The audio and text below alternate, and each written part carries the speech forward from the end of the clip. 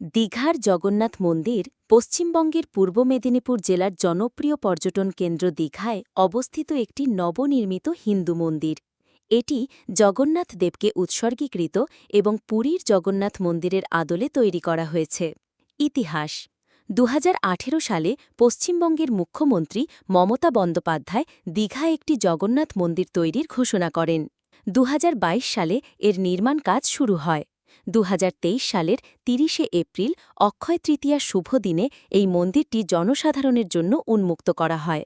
মন্দিরটি নির্মাণের দায়িত্বে ছিল হিডকো।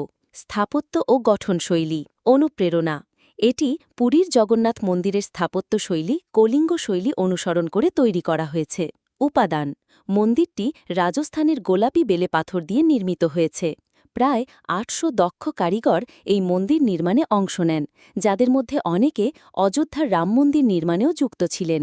উচ্চতা মূল মন্দিরটি প্রায় ২১৩ ফুট উঁচু।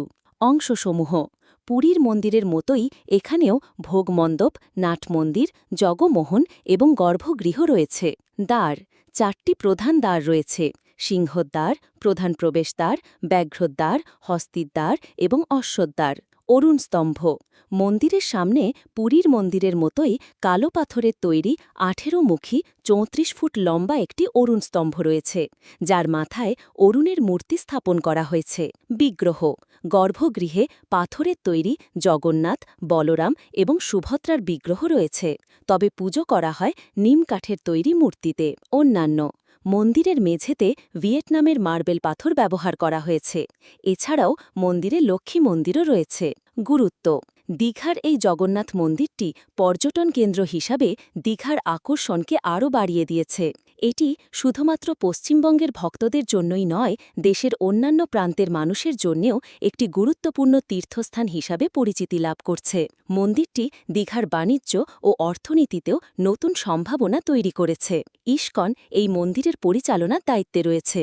পুরীর মন্দিরের মতোই এখানেও প্রতিদিন নিয়ম মেনে মন্দিরের ধ্বজা পরিবর্তন করা হয়। দর্শনের সময় সাধারণত দীঘার জগন্নাথ ধাম সকাল ৬টা থেকে রাত ৯টা পর্যন্ত খোলা থাকে, তবে দুপুর ১টা থেকে বিকেল ৩টে পর্যন্ত ভোগ নিবেদনের জন্য মন্দির বন্ধ থাকে। ভক্তদের ভিড় দেখে সময়সূচি পরিবর্তন হতে পারে। মন্দিরে প্রবেশ করার সময় জুতো বাইরে কাউন্টারে রেখেই প্রবেশ করতে হয়। এই মন্দিরটি দীঘার পর্যটনে নতুন মাত্রা যোগ করেছে এবং ধর্মপ্রাণ মানুষের কাছে একটি গুরুত্বপূর্ণ স্থান হিসাবে পরিচিতি লাভ করেছে।